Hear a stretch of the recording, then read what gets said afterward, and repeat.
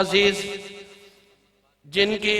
خوبصورت خطاب سب علماء نے گزشتہ سال بھی سنا تھا، اشش کر اٹھے تھے باپ کی طرح، الحمدللہ بیٹے کو بھی اللہ تعالیٰ نے خوبصورت ملکہ دیا۔ برادر محترم علامہ ظفر عباس صاحب کے لخت جگر، عزیز محترم جناب محمد باقر، آپ کی سماعتوں کی نظر۔ غریب شہر ہوں میں، سن تو لے میری فریاد، غریب شہر ہوں میں، سن تو لے میری فریاد، کہ تیرے سینے میں بھی ہوں قیامت آباد۔ میری نوائے غم آلود ہے متاع عزیز، جہاں میں عام نہیں دولت دل ناشاد۔ گلا ہے مجھ کو زمانے کی کور ذوقی سے، کہ میری محنت کو سمجھتا ہے محنت فرہاد۔ بعد از حمد و ثنا عزت و تکریم کے لائق سٹیج پہ جلوہ گر مشائخ اعظام مقتدر علماء کرام سجزیت شمس امین حضرات، اگر عالم اسلام کی تاریخ پر نگاہ ڈالی جائے تو عدم اسباب و قلت افراد کے باوجود جو راز افتخار مسلمانی میں پنہاں نظر آتا ہے، اس راز کا نام عشق رسول ہے، جس طاقت کے سبب امت مسلمہ سینکڑوں کٹھن اور دقیقوں پیچیدہ راستوں کو سرنگوں کر کے کفر کے بلند و بالا ایوانوں پر علم فتح کو لہرانے کا اعزاز اپنے نام کرتی ہے، تو ان تاریخی فتوحات کے پس پشت وہ عظیم قوت جو ہمہ وقت حائل نظر آتی ہے، اس کا نام عشق مصطفیٰ ہے۔ اس لیے برگاہ عزی سے جملہ ادوار میں ایسے رجال عالم اسلام کو عطا ہوتے رہے جن کا مقصد زیست فقط امت محمدی کا انسلاک در محمدی کے ساتھ پختہ کرنا تھا، اور 14ویں صدی کے اندر بر صغیر پاک و ہند میں اس ڈیوٹی پہ مامور وہ عظیم ہستی تھی جو جملہ دور جدید کے تقاضوں سے آگاہ ہونے کے ساتھ ساتھ حلقہ قدیم کے افکار و رجحانات سے ہر لحظہ باخبر تھی، جس دور میں ملت اسلامیہ غلامی اغیار پر رضامند ہونے کے ساتھ ساتھ طریق اکابرین سے راہ فرار اختیار کر چکی تھی۔ لا الہ الا اللہ کا نعرہ لگا کر ایوان کفر میں کھلبلی مچا دینے والی قوم جب مختلف فرقوں کی تقسیم میں اپنی شناخت پر فخر کر رہی تھی، اس دور تاریخ کے اندر قوم کے رگ و پے میں غلامی مصطفیٰ کی زنجیروں کو پختہ اور ملت کے قلب و جگر کو عشق مصطفیٰ کی شمع سے منور کرنے کا عظیم خواب دیکھنے والی ہستی کا نام درویش لاہوری فنا فی الرسول حکیم الامت علامہ اقبال ہے۔ یہ وہ عظیم ہستی تھی جس نے ملت اسلامیہ کی بدترین زبوحالی پر جب نگاہ ڈالی تو یہ امید باندھی کہ یہ ملت اسلامیہ اس زبوحالی سے نکل کر رضی اللہ عنہم وردوا عنہ کا مزدہ جاں فضا سننے والی عظیم ہستیوں کی راہ پر گامزن ہو جائے۔ تبھی وہ درویش لاہوری اللہ کے حضور فریاد کنا ہوتا ہے کہ شب پیش خدا بگر استمزار مسلمانہ چرا زارن بخارن، کہ ایک رات میں اللہ کے حضور رویا گڑ گڑایا، مولا اس امت کے سر پر جو عزت و افتخار کا تاج سجایا گیا تھا، جس ملت کے معصوم بچے فرعون و حاضر امہ کو واصل جہنم کرتے نظر آتے تھے، جس ملت کے نوجوان سر بلندی اسلام کی خاطر دریاؤں میں گھوڑے ڈالتے نظر آتے تھے، جس ملت کا بوڑھا میزبان رسول کا شرف رکھنے کے باوجود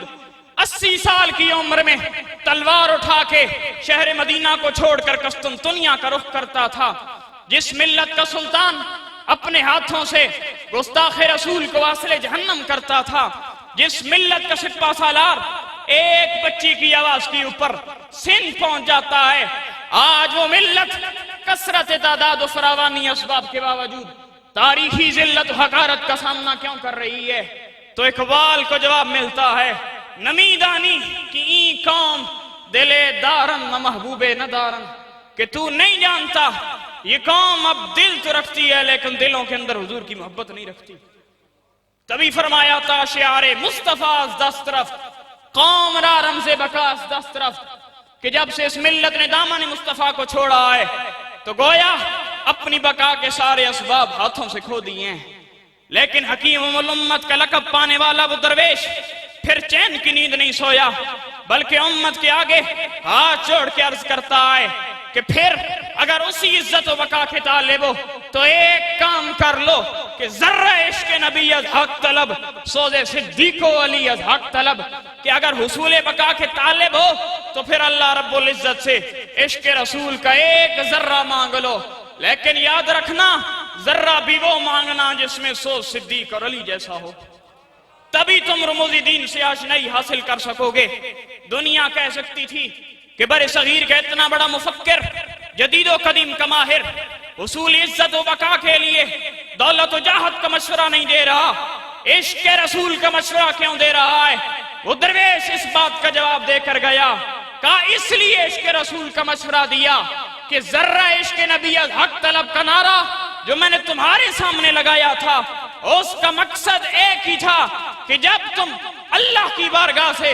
عشق رسول کی خیرات کو طلب کر لو گے تو ہر کے عشق مصطفیٰ سامان اوس، بہر و بر درگوش دامان اوس، کہ جس بندے کے دل میں عشق مصطفیٰ سما جاتا ہے پھر کائنات کی ساری نعمتیں اس کے دامن کے اندر موجود ہوتی ہیں، بلکہ صرف نعمتی نہیں، دل سے عشق او توانا می شود، خاک حمدوش سریا می شود۔ جب دل عشق مصطفیٰ سے حرارت حاصل کرتا ہے تو مٹی سے بنا ہوا انسان ان سریا کے مقابل کھڑا ہو جاتا ہے، لیکن جس کی ہر گھڑی فکر امت میں گزار دینے والا، ساری زندگی قوم کو غیرت خودی کا درس دینے والا، وہ حکیم الامت بالآخر جب وقت رخصت آتا ہے تو برگاہ عزدی میں فریاد کنا ہوتا ہے، سرود رفت باز آید کے ناید، نسیم از حجاز آید کے ناید، سرامت روزگار این فقیرے،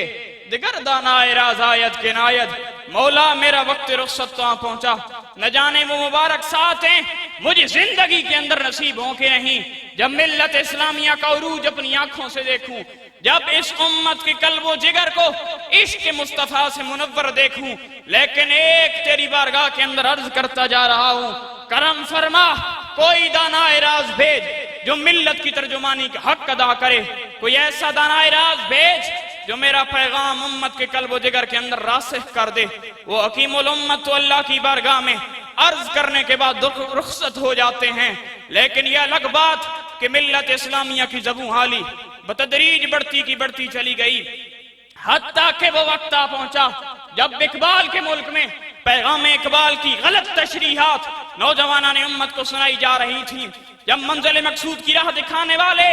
اغیار کا ہم نشیں بننا سعادت سمجھ رہے تھے، جب مصلحت و حکمت عملی کے نام پر مقاصد دین کو پس پش ڈالا جا رہا تھا، جب جبہ و دستار ایوانوں میں فروخت ہو رہی تھی، ہر طرف غیرت و حمیت کا فقدان نظر آ رہا تھا، جرت و استقامت کا درس دینے والے ناپید ہو رہے تھے، اخلاص و وفا گمنام ہوتی جا رہی تھی، آئے اسی وقت اقبال کی وہ دعا جو اس نے بارگاہ الہی سے مانگی تھی مرتبہ قبولیت کو پہنچتی ہے، اور علم و حکمت کا وہ سورج جو تاجدار بریلی و پیر مہر علی کے وجود سے برے صغیر کے اندر طلوع ہوا تھا، اس کی کرنوں کو چار دانگے عالم میں بکھیرنے کے لیے شہر مدینہ سے قاسم عشق رسول بن کر دربار صدیق و عمر سے اخلاص و وفا اور غیرت و حمیت کے جام پی کر بارگاہ عثمان و علی سے جود و سخا اور علم و حکمت کی خیرات لے کر شاہ کربلا سے راہ عظیمت کا مسافر بن کر دربار غوثیت سے غوث اعظم کی بارگاہ سے معرفت الہی کی جام پی کر دربار خالد بن ولید سے جرت و شجاعت کی خیرات لے کر مجدد الفسانی کی استقامت بن کر تاجدار بریلی کا نائب بن کر صلاح الدین ایوبی محمود غزنوی کا جانشین بن کر اس وقت جماعت علی اور مہر علی کا وارث بن کر داتا علی حجویری کے مزار سے پیر مکی کے دربار سے شہر اقبال لاہور کی جامع مسجد رحمت للعالمین سے وہ مرد کلندر اٹھتا ہے جس کے چہرے کی زیارت امت مسلمہ کو عشق مصطفیٰ کی دولت دے دیتی ہے، جس کی للکار سے ایوبی و غزنوی کو روب و دبدبہ جھلکتا نظر آتا ہے، جس کی ایک نگاہ دشمنان دین کی اوپر لرزہ طاری کر دیتی ہے، جس مرد کلندر کی ایک للکار عالم کفر کے وجود کی اوپر کب کبھی داری کر دیتی ہے۔ آخر اس مرد کلندر کے پاس کون سی طاقت تھی؟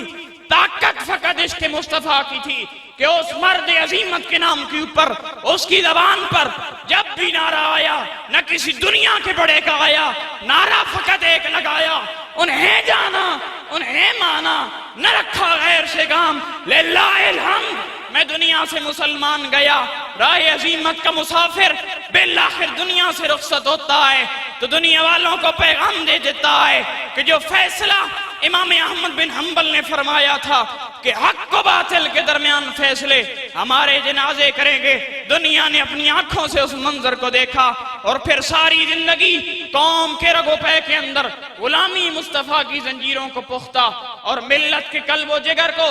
عشق مصطفیٰ سے منور کرنے والی عظیم ہستی وہ انسانیت کو درس دے کر جاتی ہے کہ قیامت تک اگر ملت اسلامیہ اتحاد و یگانگت کے حسین پہرائے کے اندر اپنے آپ کو ڈھالنا چاہتی ہے تو پھر درس اور سبب وہی ہے جو میرے سیدی حضور امیر المجاہدین نور اللہ مرکزہ بتا کر گئے کہ با مصطفیٰ برساں خیش را کی دی ہماؤس گرباؤ نہ رسیدی تمام بول حبیب۔ یا رسول اللہ